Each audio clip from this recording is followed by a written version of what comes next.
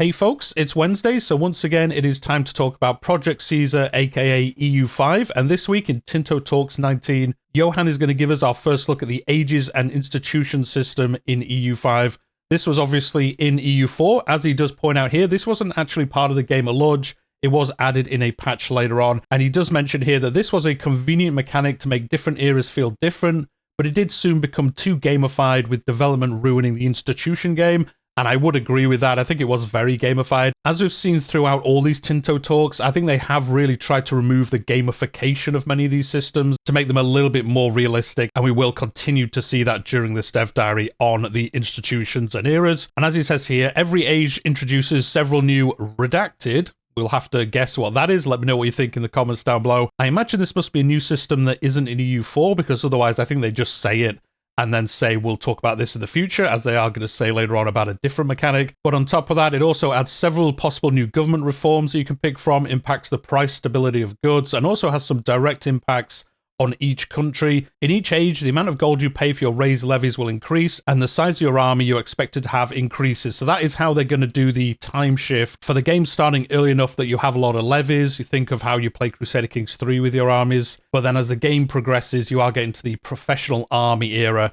and that is, I guess, how they're going to do it, at least with one mechanic here. So the levies are just going to get more and more expensive, where you're not going to want to have those. You are going to want to kind of hit that tipping balance where it is way better to have those professional armies, and I guess there's going to be other mechanics as well to kind of push you into that system as well. Each age is global in the world, but its true impact is gradual. However, there is no special mana you gain through achieving goals that you can then use to stack modifiers with. So again, I think a little bit of a change on EU4, where you could just stack all these modifiers from all the different systems. We've talked about this a lot on the channel, where especially with DLC, they made all these different systems and they all stacked on top of each other. And then ultimately you could just stack modifiers to crazy levels. And as Johan has said through all of these dev diaries, that is something they're going to try get away from. Are they going to be successful with that? I'm not too sure. If we go back again to Crusader Kings 3, they always say they hate stacking modifiers and things like this. And then it gradually just always seeps back into the game. We will see, obviously, as we get the game in our hands and as we play through it in the future, whether they can keep to that idea. And with our first screenshot here, you can see this is the Ages UI. Again, this is placeholder. It will change in some aspects before launch, but you can see the different versions. You've got Age of Traditions,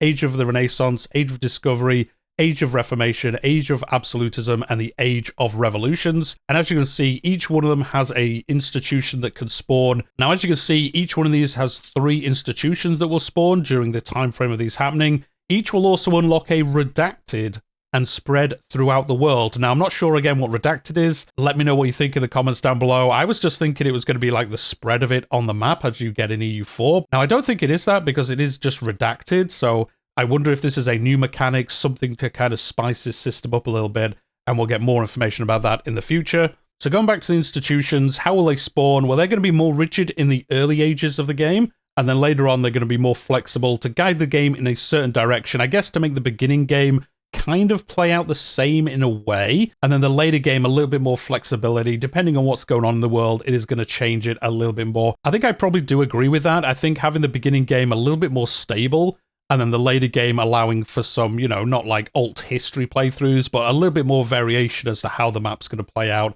and how institutions are going to spread. I think that is a good way of doing it. But for those of you that dislike dynamic spawning of institutions, you can put it on historical mode, and this will spawn the institution in the exact same place every time. As I said, they are going to give us a quick breakdown now, and it does name basically the area in the map where it will always spawn if you choose the historical option. Now, I will quickly say, Johan already has posted some amendments to this, and we'll go over those at the end of the video. Now, one thing is about the institution spawn, though. You can set this to fully random, so it will just literally pick a random place on the map. Now, I've got some ideas and feedback about this. We'll cover that once we finish this section of the dev diary, though. And then if you have played EU4, you know, once an institution spawns, it then spreads across the map slowly. You have a map mode which shows it kind of moving between locations, and that is how it's going to work in EU5 as well. The spread will take time, as it will only spread to adjacent locations or through a single sea lane, unless you have a trade route from a market center that has embraced it, so you can spread it through trade routes. The speed it spreads is impacted by the literacy of your population. If you have embraced an institution, then it will spread in proportion to your control of your owned location. So if you haven't played EU4, you can embrace an institution before it has spread within your lands fully. Now, it was very expensive in EU4 to do this most of the time, especially if you didn't have much spread of it. And Johan, again, in that little update feedback section, he covers that as well, saying it is going to cost gold and stability to do that. But again, we'll cover that more at the end of the video. When an institution is spread to more than 10% of your population, you can embrace it, meaning you will have access to the redacted it will give you. So again, this must be the redacted system it was talking about above. I'm not too sure. We could guess forever as to what this is, but I'm sure we'll get news about it before too long. But it does look like as soon as you get an institution, then you activate some other system that wasn't in EU4, because again, I think he would just say what it was and then just say they'll talk about it later. But it looks like this is maybe a new system we're getting. As the technology system in Project Caesar is different to that in EU4, missing an institution for a while is not a complete disaster, and more on that next week. So that is what they're going to be covering next week. It's going to be interesting again to see how that changes it. I do like the fact that institutions aren't going to be maybe like the be-all and end-all, like you always want to have the latest one as quick as you can in most cases. It looks like you can skip one and then you get some other bonus maybe. Maybe you get some kind of change to something if you don't have it immediately, or you get some kind of boost later on maybe if you pick it up later. We'll find out obviously next week by the looks of it. In the later ages, you can also start assigning a member of your cabinet to promote institutions in a province, which will then start to progress an institution you are aware of in the locations in that province. Promoting is heavily based on the burghers and the literacy of a location, so you can kind of focus in one area and try boost it there as quick as you can. There are 6 ages in the game, as we saw above, and in 1337, they start in the Age of Traditions, and then each age from there on will last about a century. And then, as I said, they're going to go into a breakdown of each one of these with some fantastic art that we're going to see in a minute. But going back to the institutions, now, one bit of feedback I would give, and I think a lot of people probably agree with this. I'm not too sure. Let me know what you think in the comments down below. It does sound like from this that institutions are going to work like they did in EU4, where one place gets it, and then it spreads from that location, as they were talking about there in the dev diary. There's no other like secondary location it can spawn from. I think at least in game options, maybe there'll be a mod that could do this. I think there should be multiple locations that should be able to get an institution that spawns. It shouldn't be like the first one that hits it gets it, and it just spreads out from there. I think it would be cooler if you had the initial place, and that gets like a really good bonus maybe for spreading it from that location. But it is possible for another location to also become a center of that institution, and maybe it's weaker, maybe it's like half as powerful, and then the third one is like a quarter as powerful, and it just goes down like that. Maybe there is a cap, so only 5 places could do it, because otherwise you would just have it everywhere on the map. I imagine that's why they don't do it this way, because it would aid the spread of the institution across the map so much if you could have multiple locations being those like pulse points for it that are spreading it outwards.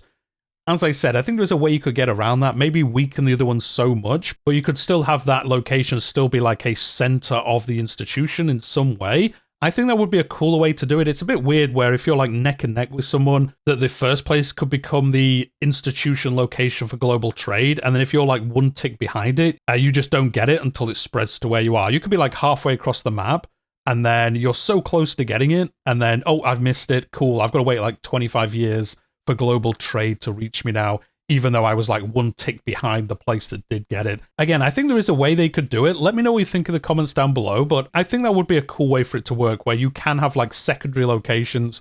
They're a lot weaker because, again, I think it's to prevent it spreading way too quickly across the map, but it does seem a little bit weird that you're kind of locked off from it straight away. It's a little bit strange, I think, that that's how it works. Again, I see why they do it that way, but I think it would be cooler if you could do it this way instead. But with all that being said, let's get to the actual breakdown itself. The first one being the Age of Traditions. Different societies have been established throughout the world for hundreds and thousands of years, and their foundations can be framed in traditions such as legalism, meritocracy, and feudalism. Now, this one, everyone starts at the beginning of the game. By the looks of it, you have all 3 of these institutions active in different places. So legalism, that has its spawn point in Rome, even though there are plenty of places that could compete for it. Again, going back to what I was just saying, most of the old world has this institution spread and embraced at the start of the game. And then with each of these, they have given us a little bit of historical context for them. Now, I'm not going to read that out. I will leave, as always, a link to this in the description down below, so you can read through the kind of like historical context as to where this worked and why it worked and things like that. But we won't go through each of those in this video. The second one is meritocracy. This has its birthplace in Beijing, and at the start of the game, it is only spread throughout East Asia. So again, you've got one in Rome, one in Beijing. They're going to slowly spread across the map at the beginning of the game, although some of them mostly spread out, like legalism. Meritocracy is going to gradually move west, or east, I suppose, still, from Beijing. And then the third one is feudalism. This has its birthplace in Aachen, the capital of the Roman Empire under Charlemagne. Yes, not the Holy Roman Empire, guys, just the Roman Empire. It has spread to most of the old world as well. So again, that's one that's spread out quite a bit at the beginning of the game. Meritocracy, a little bit more restrained into one place, and then the top one as well. So they're the three for Age of Traditions. The next one is the Age of Renaissance. Again, some fantastic art. We've seen this one before, actually. So the Age of Renaissance, a new era of knowledge, arts, and progress is emerging due to growing interactions and institutions in the medieval societies, affected by the Pax Mongolica, the Islamic Golden Age, and the European Renaissance. And the first institution is the Renaissance. This institution will spawn soon after the game starts in a northern Italian city with a university. The historical location is Florence. So again, if you choose the dynamic mode, it will be the first requirements. If you choose the historical mode, it will be Florence. And if you choose that new one, random, it will literally just be anywhere in the world, I guess, even if you don't hit the requirements. We'll get onto that later on. The second one is banking. This can spawn in any town or city that has more than 1,000 burghers in Europe, North Africa, or the Middle East, where the owner has a strong capital economy societal value and the historical location is Genoa. And then the third one for this one is professional armies. This can spawn in any location in Europe which has some manpower produced, where the owner has the quality societal value and the historical location is Paris. So that is, again, how you can hit that one. And also, again, that little bit of a blurb about how professional armies kind of came into being during the 100-Year Wars especially. The next one we're getting on to is the Age of Discovery. Again, some fantastic art here. At the dawn of the early modern era, new continents are being mapped while feudal society is slowly giving way to centralized states. For an enterprising state, this age can be the foundation of a worldwide empire. So this is really where you are seeing that major changeover from feudal society to the actual centralized states. Gameplay that I think Europa Universalis is kind of known for. It's more known for that kind of gameplay because obviously historically these games have been set pretty much from this time, a little bit earlier, but the early game is generally about trying to gather as much of the old world and things as you can, depending on obviously what your campaign is and where you're playing. The first institution here is New World. This will spawn at any port in Western Europe or North Africa with more than 2,000 burghers, and where the owner has discovered the Azores and the West African coastline. Its historical location is Sevilla. So again, with this one, burghers being very important for this one, and obviously the last section, it was very important for one of those as well. So you definitely want to be building up your burgher estate and making sure you have enough people to trigger these if you are aiming to hit one of these during your campaigns. The next one is the printing press. This can spawn at any location with more than 2,000 burghers. Again, 2,000 burghers there being required. Where the owner produces more than 5 paper and has an outward societal value, its historical location is Mans. I'm pretty sure I've mispronounced that, but that's how this English person is going to pronounce that German city. And as you can see, once again, needing those burghers, as we were saying. And then the third one, Pike and Shot. This spawns in a location which has some manpower produced, where the owner has professional armies, more than 20 army tradition, and a land societal value, and has the gunpowder technology. Its historical location is Innsbruck, and that rounds off our Age of Discovery institutions. The next one we're going to be talking about is the Age of Reformation. From the east to the west, this was an age of religious conviction, debates, and mass movements. In Europe, the Protestant churches are entrenched, whilst in Iran and India, many changes are taking effect to the religious societies in those areas. The first institution here is confessionalism. This spawns in a town or city in Europe which has a printing press and where the owner is Catholic and the dominant religion is Catholicism, and has this spiritualist societal value. Its historical location is Augsburg. The second one in this age is global trade. This spawns a market center in a city anywhere in the world that has among the most value of goods traded. The historical location of this is Lisbon. So again, if you just have the most powerful port, you are probably going to trigger global trade in your area. And then the last one here is artillery. This will spawn in any city in the world that has gunsmith and a metal workshop, and where the owner has an offensive societal value. The historical location for this is Constantinople. So that is the 3 for that age. A good variety of those, I suppose. It is the Age of Reformation, but only one of them is really religious. The other one is trade, and then the third one is army focused. And then we're going to go on to the Age of Absolutism here. As governments wrest the absolute power in their countries from other parties, they are now able to devote themselves to the building of empires. This is the age of state, of rulers, and their armies. And the first institution is going to be manufacturers. This will spawn in any location that has more than 100 building levels and has at least 20,000 burghers. So again, burghers being the only one called out here specifically as an estate that you need for these. And where the owner has the capital economy societal value, its historical location is Derby. Scientific revolution is the second one. This spawns in a location with a university, a high level of literacy, and where the owner has the innovative societal value. The historical location for this is Cambridge, so England really locking up the first two here. Military revolution. This can spawn in any capital with a lot of military buildings and has a population of over 50,000. The historical location of this was Stockholm, so that rounds up the 3 for Age of Absolutism. And then finally, we're going to go into the Age of Revolutions. Again, some fantastic art here for this one. The questioning of rights, authority, and the world itself during the Enlightenment has led to the rejection of the ancient regime. As absolutism gives way to revolution, kingdoms may be replaced by republics. And the 3 institutions for this is Enlightenment. This spawns in a location with a university, high average literacy, and where the owner has the innovative societal value. Its historical location is Paris. Industrialization is the second one. This will spawn in any location with more than 250 building levels and at least 20,000 burghers, where the owner has the capital economy societal value. Its historical location is Blackburn. And the third one, Levy en masse. This can spawn in any capital with a lot of military buildings and a population of over 200,000, and where the owner has the defensive societal value. Its historical location is Paris. So Paris getting a couple of these, to be honest, by the looks of it. And with that, that's our first look at the ages and institution system for EU5.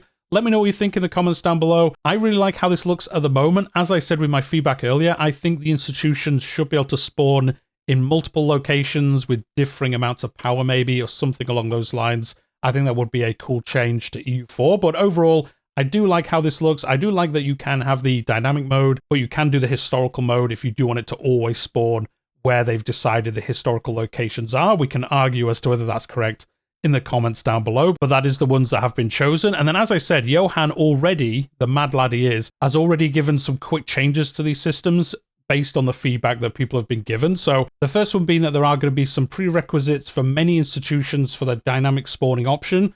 So for industrialization, locations will need to have the manufacturers fully progressed to be eligible to have this one. I think that is a good change. It does prevent like randomly different places getting these. It does kind of centralize certain ones into the same, I'm not going to say exact area, but I think it does make sense that you do need some of the previous ones to spawn later ones that are kind of semi-related.